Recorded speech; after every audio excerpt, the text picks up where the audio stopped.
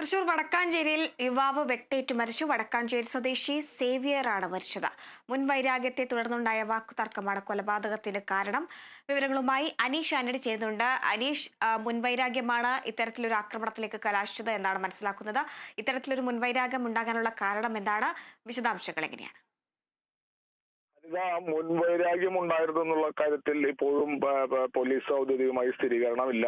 എന്തായാലും പെട്ടെന്നുണ്ടായ ഒരു തർക്കം അല്ലെങ്കിൽ ഒരു പ്രകോപനത്തിന്റെ ഭാഗമായാണ് ഇത്തരത്തിലേക്ക് ഒരു ആക്രമണത്തിന് മുതിർന്നത്. എന്തായാലും ഇന്ന് പുലർച്ചെ 12:30 ആയിരുന്നു ഇങ്ങനൊരു സംഭവം ഉണ്ടായത്. വടക്കാഞ്ചേരി സ്വദേശിയായിട്ടുള്ള സേവ്യറുടെ സുഹൃത്ത് പാലക്കാട് വടക്കഞ്ചേരി സ്വദേശി അനീഷും ചേർന്ന് ഈ വടക്കാഞ്ചേരി പഴയ ഗേറ്റിന് സമീപത്തുള്ള വിഷ്ണുവിന്റെ വീട്ടിലേക്ക് എത്തുകയായിരുന്നു.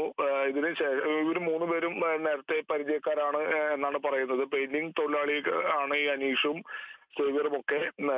ഇതിനിടെ ഈ വീട്ടിൽ നിന്നും ഈ സേവ്യറും അനീഷും ചേർന്ന് വിഷ്ണുവിനെ വിളിച്ചിറക്കി. ഇതിനിടെ വാക്കുതർക്കമാണ് പിന്നീട് കത്തിക്കുത്തിലേക്കും വെട്ടിലേക്കും ഒക്കെ കലാശിച്ചത്. ഇതിനിടെ വിഷ്ണുവിന്റെ കയ്യിൽ കത്തി ഉണ്ടായിരുന്നു. ഈ കത്തി ഉപയോഗിച്ച് സേവ്യറിനെയും അനീഷിനെയും വെട്ടുകയായിരുന്നു. ഈ ആക്രമണത്തിൽ സേവ്യറിന്റെ നെഞ്ചിലും വയറിലും സാരമായി പരിക്കേറ്റിട്ടുണ്ട്. അനീഷിനും സമാന രീതിയിൽ പരിക്കുണ്ട്. എന്തായാലും ഈ സംഭവം അറിഞ്ഞ് അവിടെ ഉണ്ടായിരുന്നവർ ചേർന്ന് ഇരുവരെയും മുളങ്ങത്തുകാവ് മെഡിക്കൽ കോളേജ് ആശുപത്രിയിലേക്ക് അധികം വൈകാതെ തന്നെ എത്തിച്ചു. അവിടെ ചികിത്സയിലിരിക്കെ ഇന്ന് രാവിലെ 7 മണിയോടെയാണ് സേവ്യർ മരണപ്പെട്ടത്.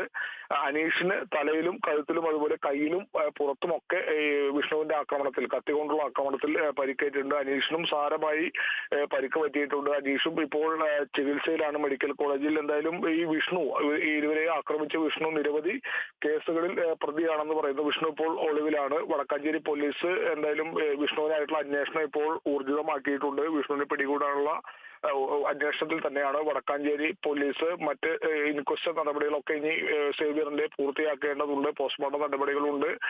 ഇതെല്ലാം പൂർത്തിയായതിനു ശേഷം മൃതദേഹം ബന്ധുക്കൾക്ക് വിട്ടുകൊടുക്കും.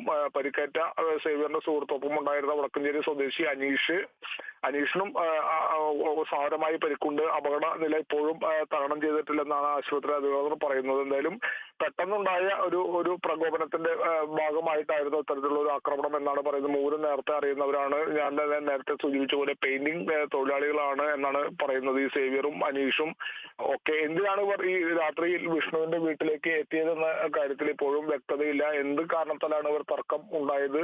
ഇത്രയും വലിയൊരു പ്രകോപനവും അതുപോലെ കത്തിയെടുത്തുള്ള ഇത്രയും വലിയൊരു ആക്രമണത്തിനും കാരണമായ എന്ത് തർക്കമാണോ ഉണ്ടായതെന്നുള്ള കാര്യം ഇപ്പോഴും വ്യക്തതയില്ല. എന്തായാലും അനീഷിന്റെ ഒക്കെ അപകട നില തരണം ചെയ്ത ശേഷം മാത്രമേ പോലീസ് ഇതുമായി ബന്ധപ്പെട്ട ചോദ്യം ചെയ്താൽ മാത്രമേ ഇതേക്കുറിച്ചുള്ള ഒരു വ്യക്തത വരൂ. അല്ലെങ്കിൽ വിഷ്ണുവിനെ പിടികൂടേണ്ടതുണ്ട്. അതിനുശേഷമായിരിക്കും ഈ ഒരു ആക്രമണത്തിന് പിന്നിലുള്ള യഥാർത്ഥ കാരണം, എന്ത് പ്രകോപനമാണ് അല്ലെങ്കിൽ എന്ത് വാക്കുതർക്കമാണ് ഈ കത്തി കൊണ്ടുള്ള ഈ മാരകമായ ആക്രമണത്തിന് പിന്നിൽ എന്നുള്ള കാര്യത്തിൽ അനീഷിന്റെ അപകടനില തരണം ചെയ്താലോ അല്ലെങ്കിൽ വിഷ്ണുവിനെ പിടികൂടിയാലോ മാത്രമേ അതേക്കുറിച്ചുള്ള വ്യക്തത പോലീസിന് വരൂ. എന്തായാലും പെട്ടെന്നുണ്ടായ ഒരു വാക്ക് തർക്കത്തിന്റെ ഭാഗമായാണ് ഇത്തരത്തിലൊരു ആക്രമണത്തിലേക്ക് നയിച്ചതെന്നാണ് ഇപ്പോൾ പ്രാഥമികമായി ലഭിക്കുന്ന വിവരം. ഹരിത. ശരി, അനീഷ് ആന്റണിയാണ് വിവരങ്ങൾ നൽകിയത്.